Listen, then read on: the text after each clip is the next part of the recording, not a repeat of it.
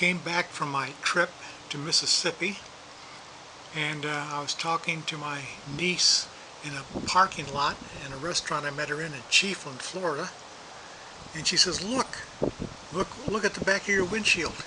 I says, what? And I looked at it, and it's all of this stuff hanging down. And what it is I took it to the Ford dealer and I asked him, what's all this spaghetti hanging down here?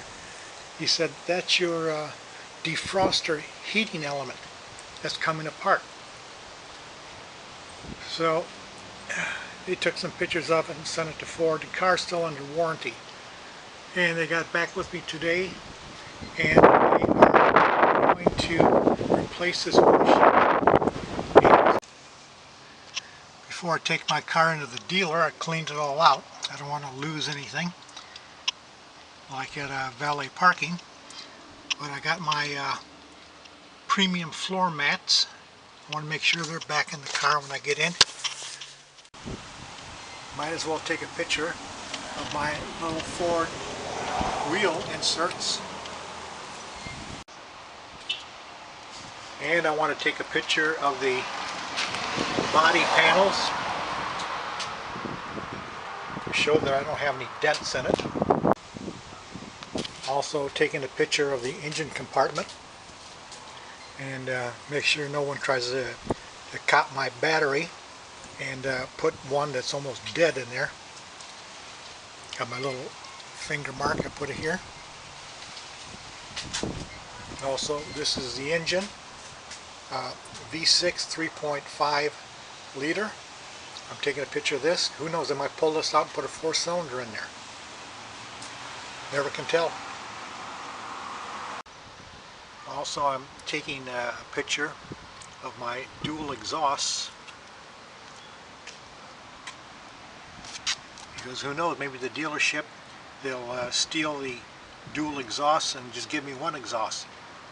I'm just kidding. Well, this is my new back window in the Ford Taurus. All that spaghetti, I call it spaghetti, hanging down is gone, and I have a new window defroster. So I'm happy so far with this job. It's rained and I don't see any leaks. So it looks good. You might think I'm paranoid with all the video I took of the car to make sure I get everything back that I took in there. But I had a couple of experiences. One, I had a recall on a Chrysler. I took it in for the recall, and it was on the power steering they had to change out. And I got the car back. I drove off. I'm happy. They did the work. But a couple days later, I'm washing the car, and I noticed one of my, it's not a hubcap, it's an insert. It goes in the center of the wheel. One of them was missing. And I didn't have a spare or anything, so I called the dealer, and I said, do you have my my insert for the wheel? And he said, I'll check. Yeah, they got back, nothing. It was gone. Well, because it was a lease car, I had to return everything that the car came with. Okay? That center cap cost me $50. I tell you, it was about, all it was about that long and about that big around. $50 for that one piece. And then I took the car later on, I'm talking about a year or so, I took the car to the dealer for my lease exchange. I wanted to get another Chrysler, but I wanted to get a Hemi this time. So I made the change over to the cars, and Sharon and I left, and we're satisfied with the car. And then she realizes, she says, I left my sunglasses in the car. So we had to drive back to the dealer the next day and ask, did you find her sunglasses in the car we lease exchanged? And I turn around, and here's a salesman with her wearing her sunglasses. And I said, sir, that's my wife's sunglasses. Oh, okay, yeah, I found them in the car.